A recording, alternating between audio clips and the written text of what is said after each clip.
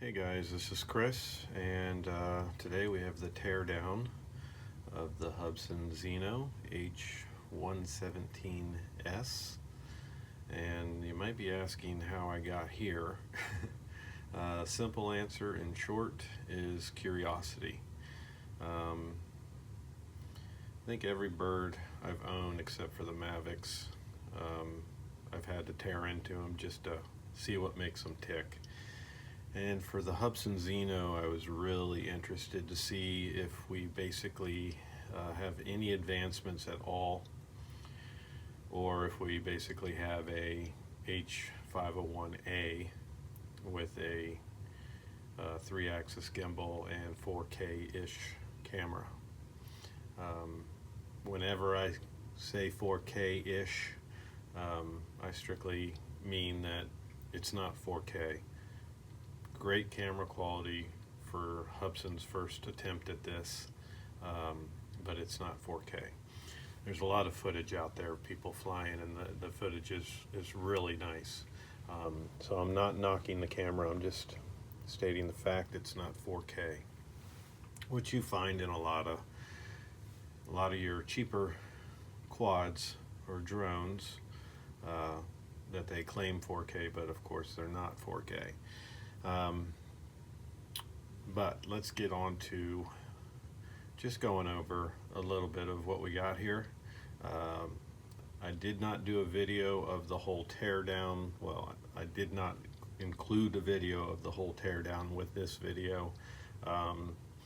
Later on in the game, when you guys all have to do this, because you will, I will publish a video showing the complete teardown, how you get to this point.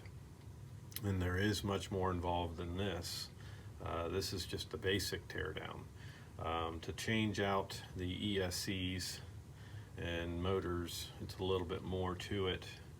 And I hope you never have to replace the wiring to the ESCs. And I'll show you all that now. But when you take it apart, first thing you're going to be taking off is the cover itself. And I really was stumped. There's 2 screws here, and then on the underside there were screws up inside the gimbal area on the front nose, and then 2 under there. But I was really stumped because this would not come off, and all it was is simply, which is kind of hard to tell when it's all together, but they just use some stickers here to reveal the screws. I don't like that, because once you take that apart, usually they don't stick that great back in place, and if you have to take it apart a couple times, it's definitely not going to re-stick.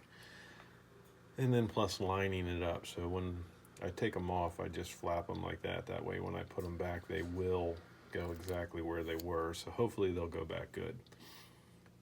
But those were the secret screws I found that allowed me to take this cover off. So that had me stumped for a little bit. But just to go over everything, as you can see right here, you have your typical GPS module that Hubsan uses. I imagine this is interchangeable between a majority of all their quads. It looks pretty much, I think I have one. Yeah, looks pretty much to be almost exactly the same as what you would find in the A or any of the 501 models. So you have your protective shielding over it, and then the cable that plugs into the board, obviously. And right here you have your geomagnetic compass, and this is the new style compass, to where you don't have to do your compass calibrations. Give you a good close look at that. And one thing I want to point out, if you ever change this or upgrade to this on any model that doesn't currently have one, make sure when you do, you put the brass screws back in. You do need brass screws. You don't want metallic magnetic screws to be with your compass. And also make sure you put it with the wires down. I've helped a lot of people where they put them together and they have them upside down, and you definitely get some problems when you do that. So just pay attention. Usually pay attention to what you're doing when you change things like that, or simply take pictures. So that is all that is under the cover. Pretty much like the 501 models, you have the same things underneath the cover right here. Not much more to it. So let's put that back. And we'll get to the board. Now the board sits in the quad like this. And you have some plugs here in the front.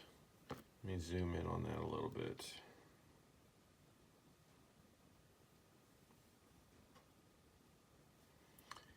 You have some connections here in the front that go to your gimbal, your camera.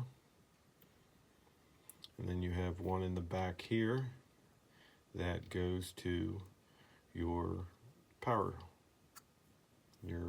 board. Now, one that's tricky is underneath this this board, and that's this guy right here. Sorry. That goes to another board that has the connections for all of the ESCs and for your LEDs. Basically, that's just what I call a terminal block. It just ties everything in, and then you simply plug this cable to connect it to the board. So that's going to be the tricky one. Whenever somebody is hooking that back up, what you're going to have to do is have the board tilted like this, plug it back in, lay the board down. So that's how you'll do that. None of this is really very hard, at least I don't think it is. But if people have a hard time taking the 501 model apart or the 109, you're going to have a hard time with this one because it is tricky.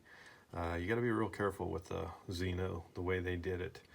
They did some things really strange, but it's kind of like a puzzle. You just got to figure out what screws remove what and don't overdo it, which can easily be done.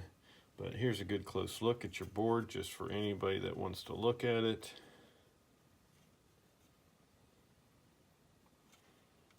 Here's the rest of the board. Get you a good close up on that. And then right here is where your Wi-Fi antennas hook up. Right here in the center of the screen, where you see the pink, your antennas hook up here and here. And that's pretty much it. You got your GPS plug on this side. And then right here you have your geomagnetic compass plug. And this reattaches here, and what that is your gimbal, which is completely sealed in here to shield it from interference or inaccuracies, if you will. And then the bottom of the board is completely shielded, and I did not attempt, nor am I going to attempt to remove that right now. Board number 183 in my case. Nothing real important here. I'm just giving you everybody a close-up so you can kind of see what Hubsan has under the hood of the Zino. This is the most significant change if you're going to compare this to, say, the board of an H501A, which also has Wi-Fi. With that, you have your flight control board and your receiver that has your Wi-Fi antenna hookup and everything, which would sit underneath the main flight control board. With this one, it's all tied into one. This is the only board. There are no other boards in the quad except for the one I showed you right here, and then the power one, and of course your ESCs. So not a lot of advancement here in electronics. A majority of your problems, whenever you have problems, if it's not replacing an ESC, you're pretty much going to be replacing this whole board. So if you have a problem with your Wi-Fi, or it's burned out or whatever, chances are you're going to be replacing the whole board. Hopefully the new board would come with all of this except for the gyro sensor. Hopefully it would come with all of this already on it. So that's that. And just want to point out, when the Wi-Fi is connected, Wi-Fi antennas are connected, this cover goes over top. I just have that off so you can see. So that's that. One other thing I wanted to point out is when you take this cover off, you've got your little power button. The power button will remain in place on the board. So when you unhook, now I can't get it to go on. When you unhook this cover, that button will stay there. And in my case, it fell onto the floor and I didn't even notice it. Then I stepped on it, and that's how I found it. But fortunately, I did not break any of the plastic. So that's just showing you some of the electronics there. Under here, all you have is the wires going to the gimbal and camera. That's just basically a foam. And then here you have your bungees, I call them, grommets, bungees. Don't know if you can see that, I'm sorry. These are what hold the gimbal in place. They're just pieces of rubber, grommets that go through the frame and then give you your absorption in the gimbal itself. So there's a look at that. Now the thing that is going to be fun, if you notice, you've got your wires that run up through the arm to your motors and to your ESCs. They also control your LEDs. And then in the back leg, it's the same thing. I'm sorry, the front legs also control, let's back out. The front legs also have your Wi-Fi antennas. So these wires go all the way up through here and then connect. So far, I've tried, and this looks like it comes apart, but I tried pretty aggressively and it did not want to come apart. So if you have to fish these wires through here and out here, it's going to be a pain in the butt. Not only that, the way they have this wire, they have it running through that piece of plastic there. There's that piece, it's that white plastic ring, and there's another one underneath it. And what that does is that is basically a cam, and it does all your lock notches. You have this piece of metal here that falls into the notches, and that's what makes this lock. There's one more that goes right here, which I have out right now, because if you do this, it pops out like a spring. So I kept it out so it doesn't fly out and get lost. But one other thing I want to point out with this right here is this right here. Look at those wires. These wires, the insulation on them is so soft. I worry about these wearing down. Now let's move on to the ESC. Now this is an ESC with your LED. It's a tiny little sucker compared to what we're used to, say, with the 501 model. But that is your ESC, which, like I said, in the middle there has your LED. And if you flip it back, you'll see it's just a solid bottom with those 3 screws to undo your motors. This is where it all gets hard. They don't give you a lot of slack here. I guess just enough, but if you've done soldering on something as small as this, you'll know it's going to be quite frustrating to replace that ESC, where now you have 4 wires here to solder and 3 wires there to solder. That's not going to be fun, and these are going to blow. I guarantee these are going to be an issue with this quad.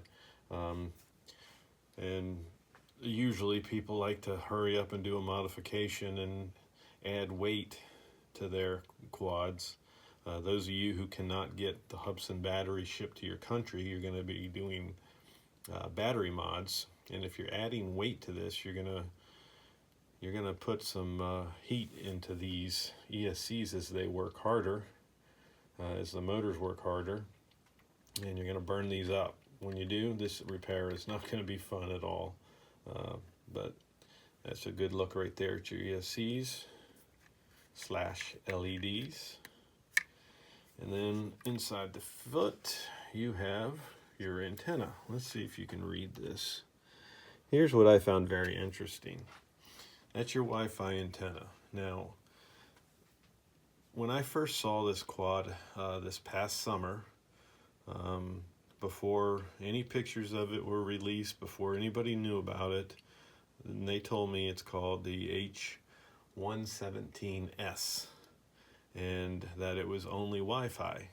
So with Hubsan, all their Wi-Fi models are always a model number followed by A, not S.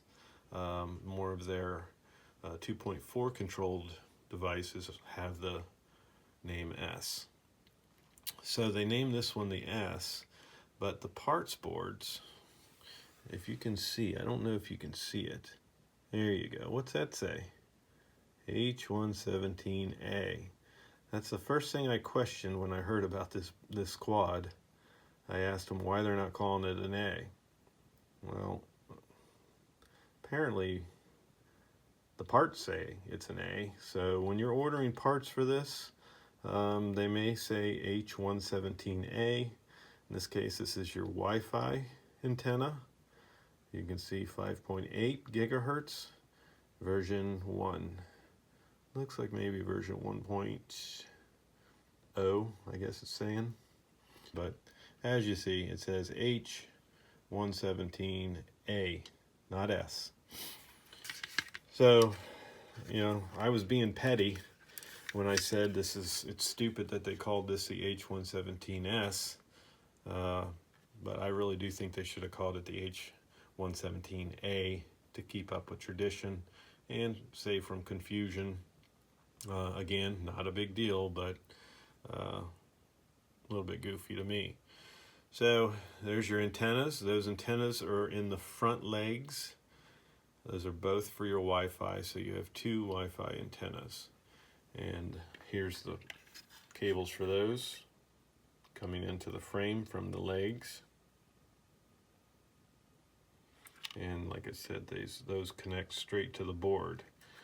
There's really nothing else to show you. The front legs have the same thing, the ESCs with the LEDs. Nothing really spectacular going on in there. So just give you a close look of everything. There's your ESC with the LED in the middle. Here's the back side of it.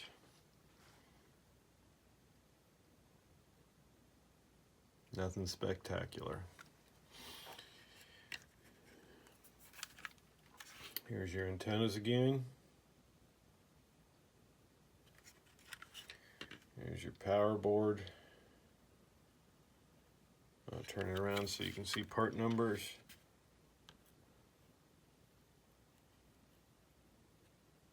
And then your connection board where everything is all tied in together.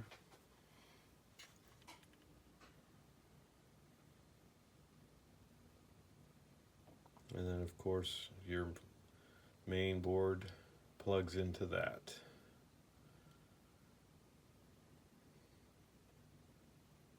And that's pretty much it. The underside of the camera and the gimbal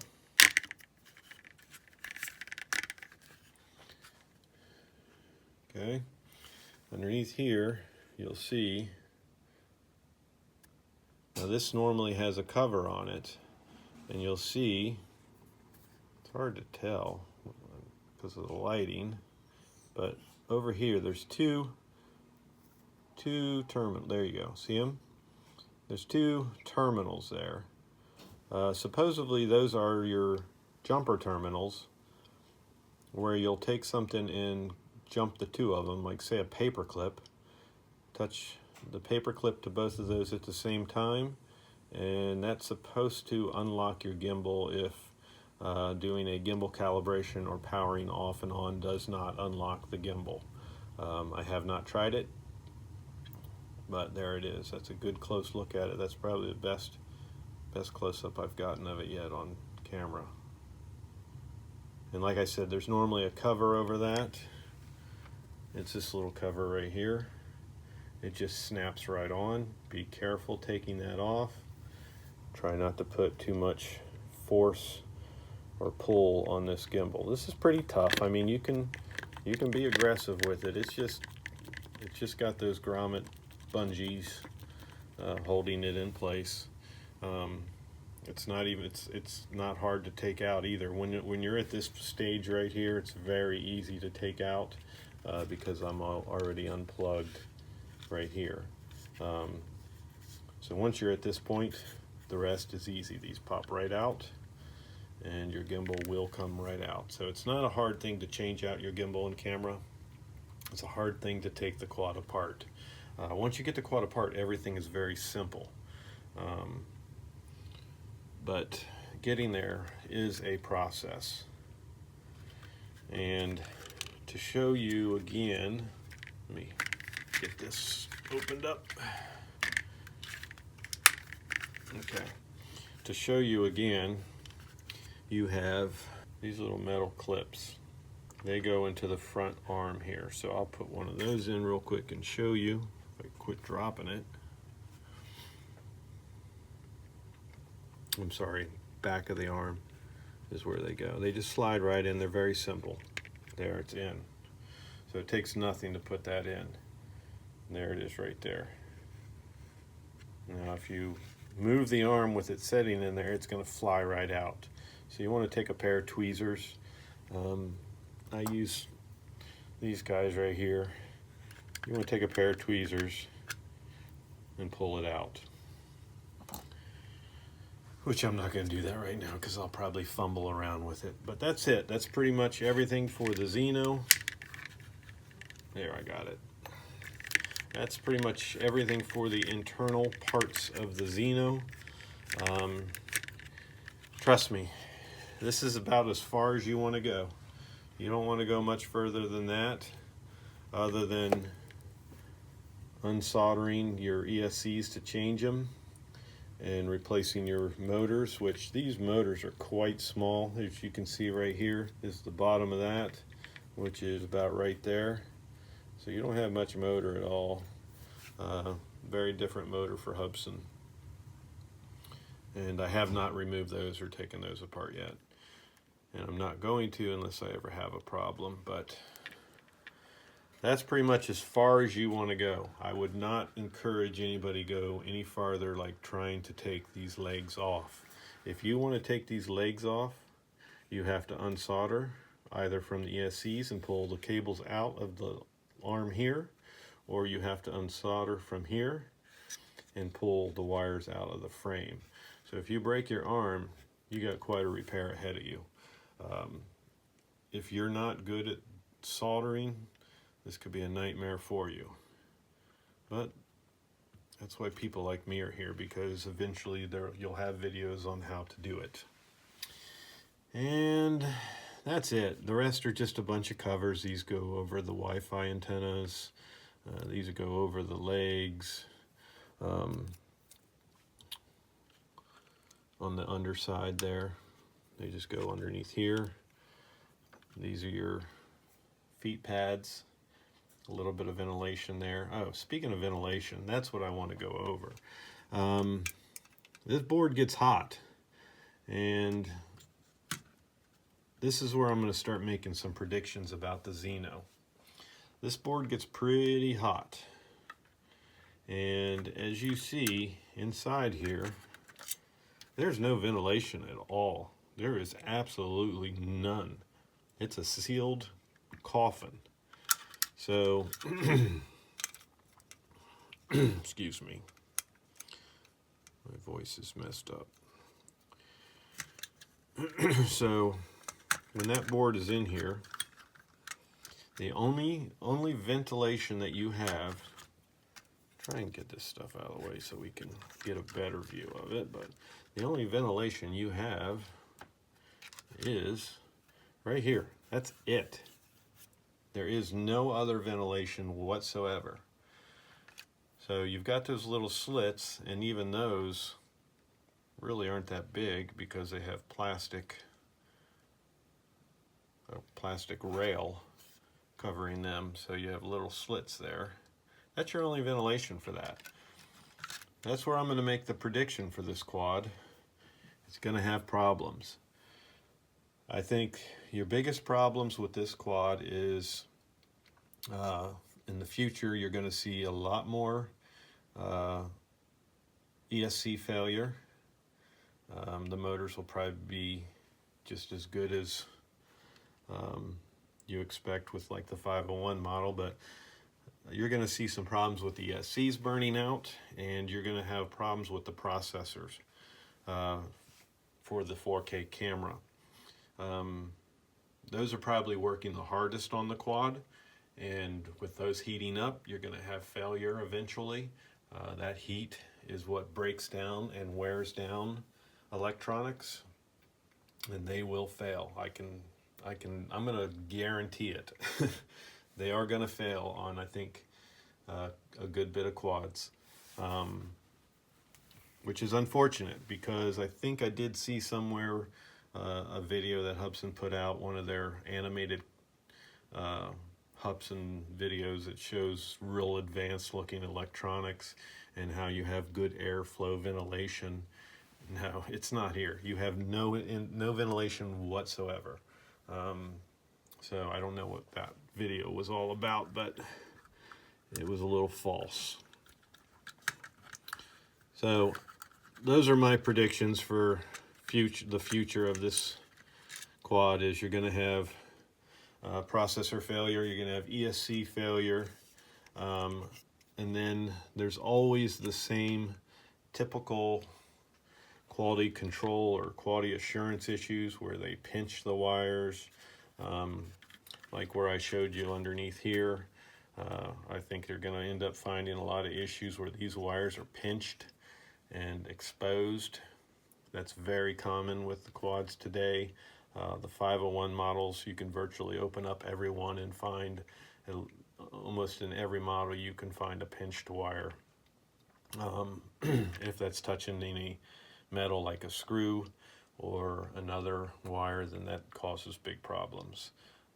Something as simple as that will just burn up an ESC. So those are problems that I see right there. And then aside from that, people crashing, which is no fault to Hubsan, but people crashing and breaking this camera. Hopefully we don't see much of that. The camera itself, I think, will be pretty damn strong. It'll take a hit.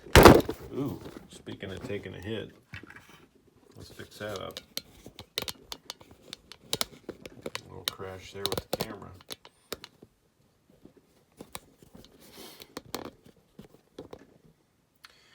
Speaking of taking a hit, as you can see the ribbon cable here, that's what's going to break. That is so fragile. This is probably the thinnest ribbon cable I've ever really seen on a piece of electronic. Your computers and cell phones and stuff are not even as thin as this. This is very, very fragile.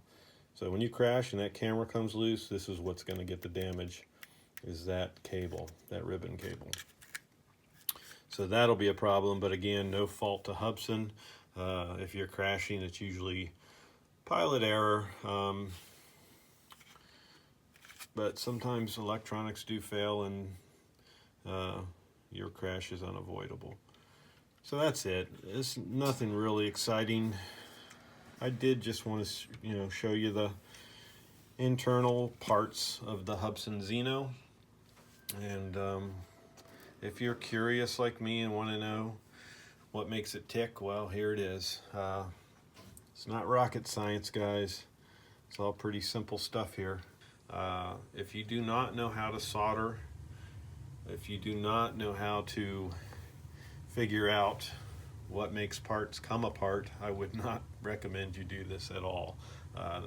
And I just say that because in my group for the past 2 years, there's always the question of how to take, say, the H501SS apart. And then you tell them or show them videos and they still have a hard time. And then last minute they tell you, oh, I can't solder. Those are the ones that definitely should not be taking this apart. And that's where you're probably going to want to go to somebody who knows how to do this kind of stuff, like in a hobby shop, somebody you can trust, or you can always send it into Hubsan for service.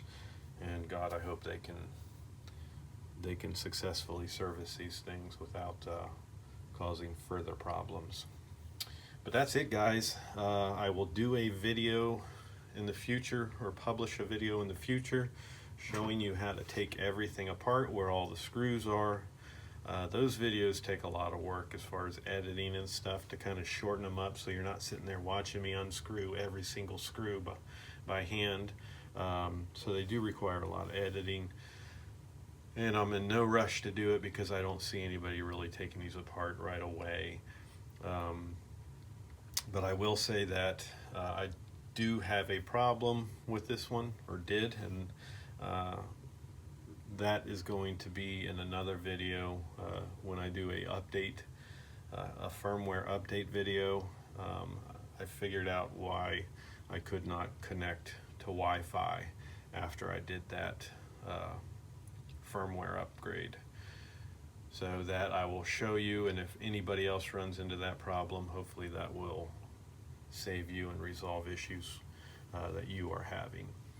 All right, so that's it. I hope this video was informative to where you learned a little bit looking inside the Zino, and if you have any problems, it gives you an idea of kind of how everything's laid out. And if you have not joined my Facebook group, please do. This is where you get the best support. You're more than welcome to join and share your videos and pictures and experiences, but overall, it's where you're going to get the best support for your Hubsan product, and not have to wait for a long time to get your answers. So that's it, everybody. Thank you very much for subscribing. And again, if you do not subscribe, please do. And click that like button. Thanks a lot. Bye.